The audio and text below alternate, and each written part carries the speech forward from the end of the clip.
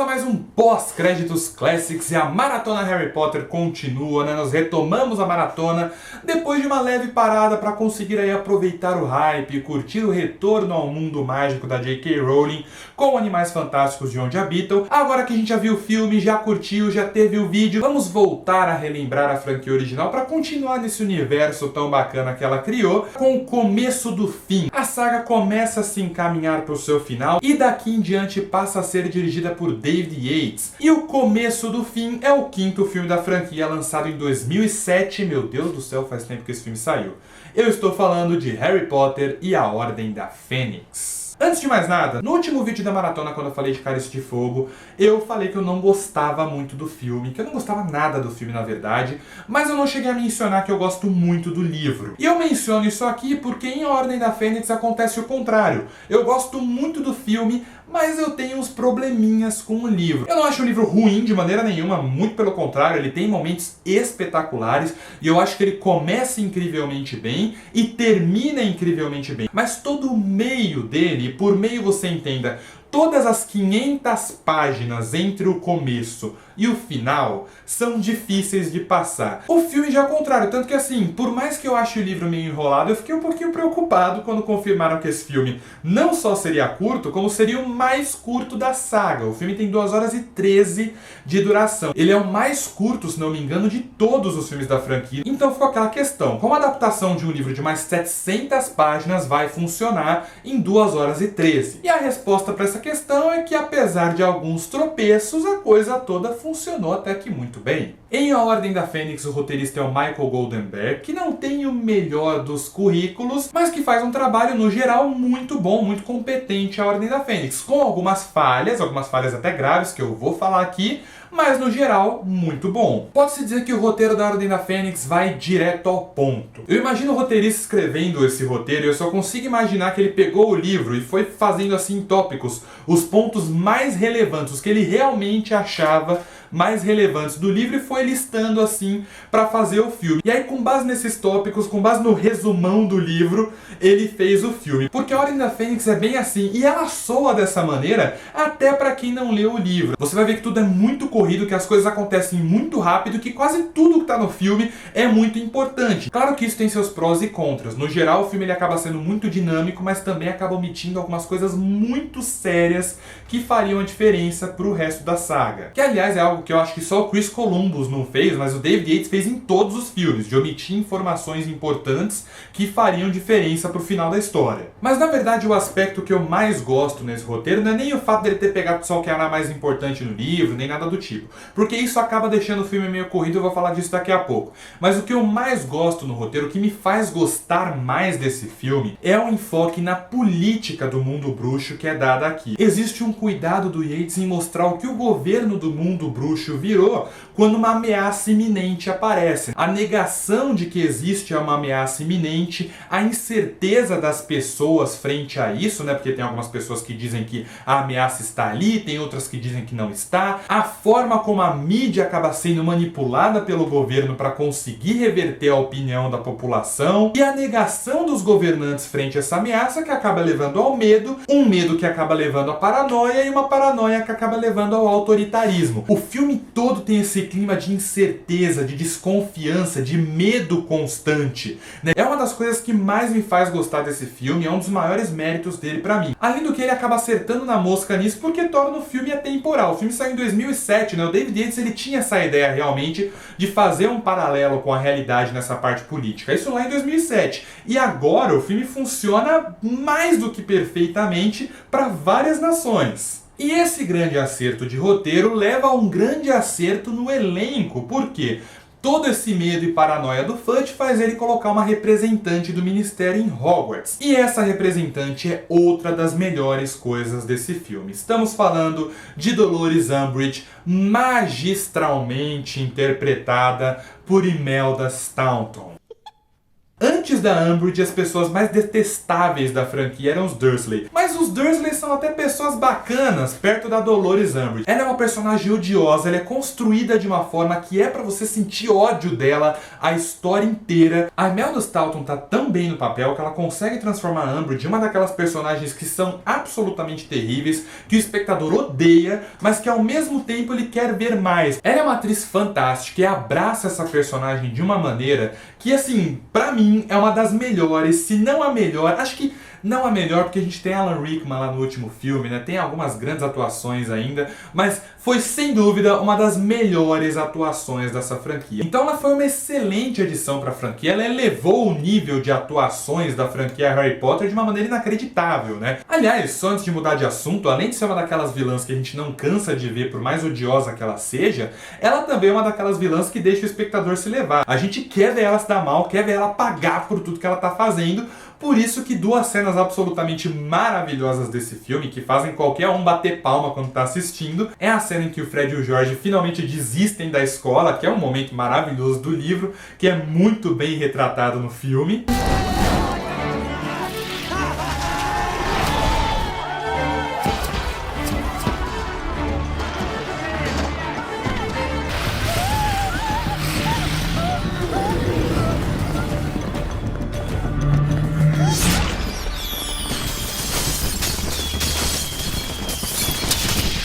E claro, o final da Umbridge, a última cena dela no filme, que é linda, não por causa dela, mas por causa do Harry. Eu lembro até hoje, a primeira vez que eu vi esse filme no cinema, que as pessoas bateram palma, quase levantaram da poltrona gritando a hora que o Harry falou.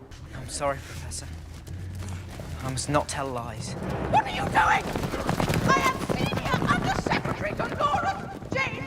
Imelda Staunton rouba a cena em Ordem da Fênix, mas não está sozinha, porque tem outros dois grandes nomes nesse filme, que são Evanna Lynch e Ralph Fiennes. A Evanna Lynch tem uma história interessante, né? Porque eu lembro que na época da Ordem da Fênix, que o filme estava sendo produzido, eles fizeram um mega teste ali para Luna Lovegood, querendo chamar uma fã de Harry Potter realmente para fazer parte do filme. Aí a Evanna Lynch fez o teste, ela era super fã da franquia, passou no teste e você consegue ver isso. A Evanna Lynch transparece em cada frame do filme em que ela está presente que ela é muito fã de Harry Potter. Porque assim, se você lê o livro, na hora que a Luna aparece pela primeira vez, não tem como não abrir um sorrisão largo e falar, cara, é a Luna Lovegood e é perfeita. A Evanna Lynch tá perfeita como a personagem. É como se a Rowling tivesse escrito a Luna Lovegood pensando nela, porque ela tá muito bem. It's a charm, actually.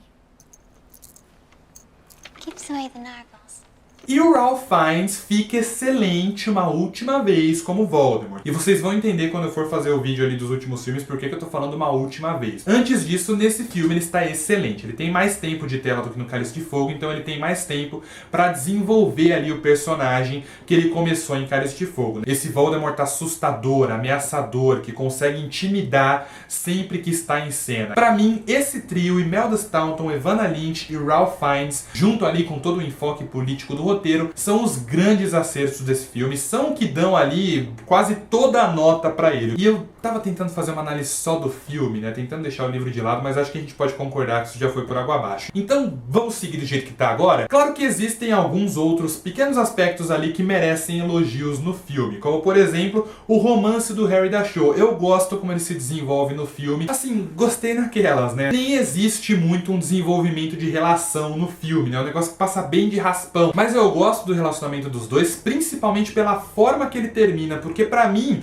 foi uma junção, foi uma adaptação perfeita. Você terminar o namoro entre o Harry e a Cho, porque a Cho é quem vai lá e delata, né, a armada de Dumbledore pra Umbridge. E no final do filme a gente descobre que ela só fez isso porque ela tomou ali a poção da verdade, né, a Veritaserum. Então eu achei isso muito, muito legal. Foi uma junção de elementos soltos do livro que foram adaptados de uma maneira muito legal no filme e deram um motivo real e muito mais interessante pro fim de relacionamento entre o Harry e a Cho Chang. E aliás, toda essa história entre o Harry e a Cho rende o que pra mim é um dos momentos mais bacanas, assim, mais bonitos da franquia, que é aquela cena no salão comunal da Grifinória em que o Harry, o Ron e a Hermione estão conversando e o Harry tá contando como foi o primeiro beijo. É uma cena simples, até boba, mas que diz tanto, cara, que é tão legal de se assistir, principalmente porque termina com um erro de gravação que ficou na cena, que aliás é até uma curiosidade caso você não saiba, aquela risada que a Hermione dá no final da cena não estava no roteiro. Aquilo é a Emma Watson rindo de toda a conversa que acontece em cena,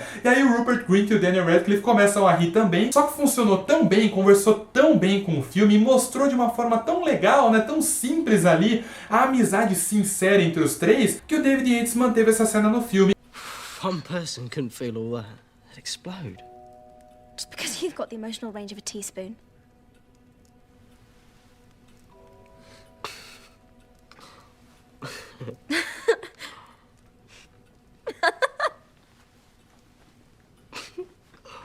Eu acho a montagem desse filme um dos pontos mais fracos dele, mas pra mim, nesse ponto, no ponto da armada de Dumbledore, a montagem funcionou, né? De mostrar ali as várias aulas deles e o Filch tentando pegar um dos alunos ali antes dele entrar na sala precisa. É uma montagem rápida, mas bem dinâmica, bem divertida. Eu achei que funcionou, conseguiu ali cumprir o seu papel de mostrar o que foi a armada de Dumbledore, de mostrar a importância dela pra história. Tudo bem que isso é algo tanto do livro quanto do filme, né? Apesar de eu adorar a armada de Dumbledore, eu acho um desserviço inacreditável a Hermione se prestar o papel de ser aluna do Harry. E eu sei que existe um simbolismo no Harry ser o professor, que não poderia ser ela, mas mesmo assim... Mas aí esse filme tem um lado feio. E o lado feio desse filme é muito feio. Que no caso é o clímax dele. Toda a ação do Ministério. Como eu disse no começo, eu adoro essa parte do livro. Agora, o clímax do filme...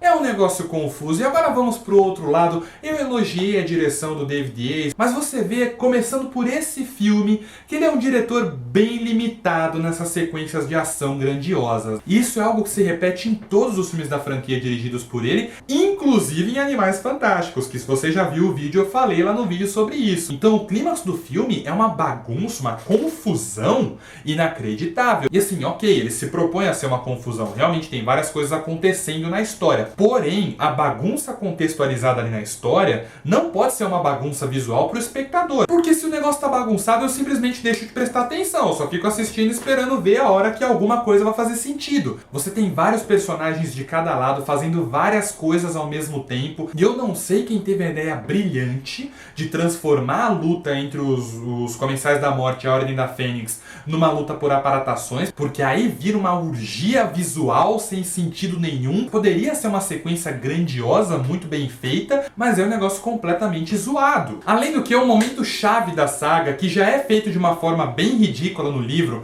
é feito de uma forma ainda mais ridícula no filme, que é a morte do Sirius. Porque é uma cena esquisitíssima e nem se tem uma construção pra ela, ela simplesmente acontece.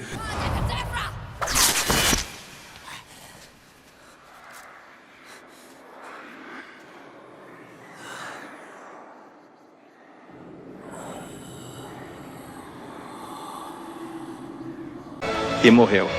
E é uma cena muito mal feita, eu achei um desserviço com o personagem, que é um personagem muito legal. O que compensa toda essa zona no início do clímax é o que vem ali a seguir, né? Depois da morte do Sirius, que é a aparição do Voldemort e a luta entre o Voldemort e o Dumbledore, que é de arrepiar. E aqui eu volto a elogiar o David Yates, porque um presente que ele deu para essa franquia foi adaptar todos os duelos entre bruxos. Porque, convenhamos, no livro a Rowling pode fazer grandes e belas descrições da batalha, do sentimento dos personagens. No filme é um fulano apontando a varinha pro outro e acabou. O David Yates triunfou nesse aspecto. Ele adaptou completamente os duelos entre bruxos e transformou em algo muito mais interessante visualmente. O duelo entre o Voldemort e o Dumbledore é espetacular no filme. Ele é extremamente bem construído. Toda a sequência é eletrizante, os poderes deles, você consegue sentir que são dois bruxos extremamente poderosos. E é uma batalha crua, tensa ali, não tem trilha sonora, é um negócio realmente agoniante de se ver, né? Você não sabe como ela vai terminar.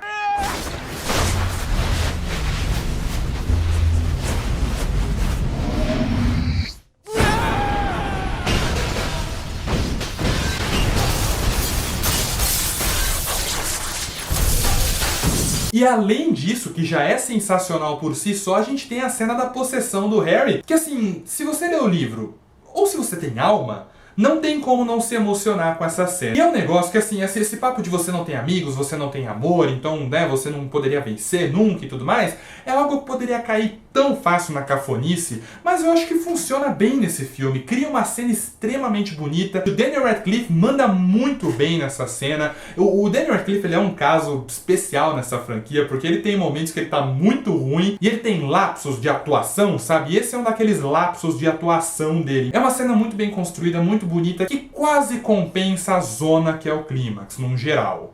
You're the weak one. And you'll never know love. Or friendship. And I feel sorry for you.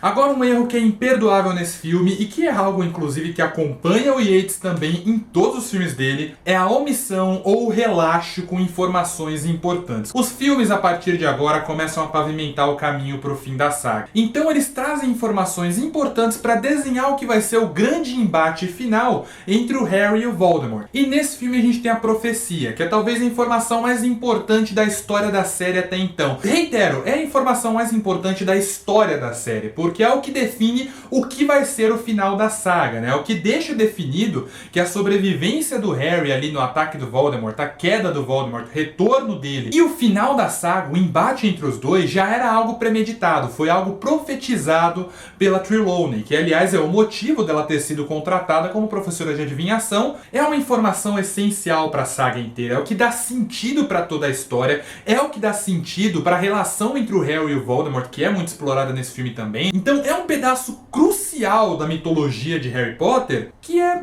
jogada nesse filme. É mostrado de uma forma completamente desleixada ali no clímax, depois lá na cena em que o Dumbledore tá conversando com o Harry, porque a conversa é basicamente, então, eu vou ter que matar ele ou ele vai ter que me matar, né?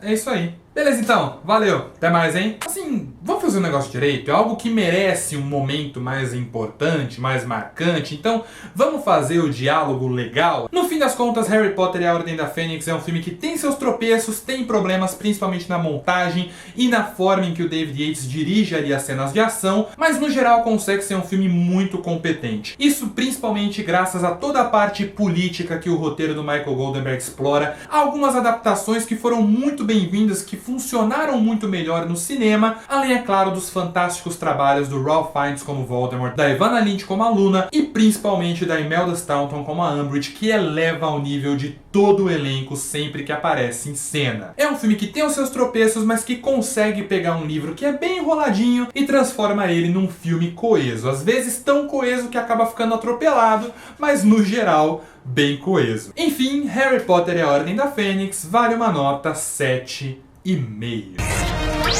E este foi mais um pós-créditos Classics. Comente aqui embaixo o que você acha de Harry Potter e a Ordem da Fênix. E a maratona vai se aproximando do final com Harry Potter e o Enigma do Príncipe. Enquanto isso eu vou ficando por aqui. Até o próximo vídeo. Falou!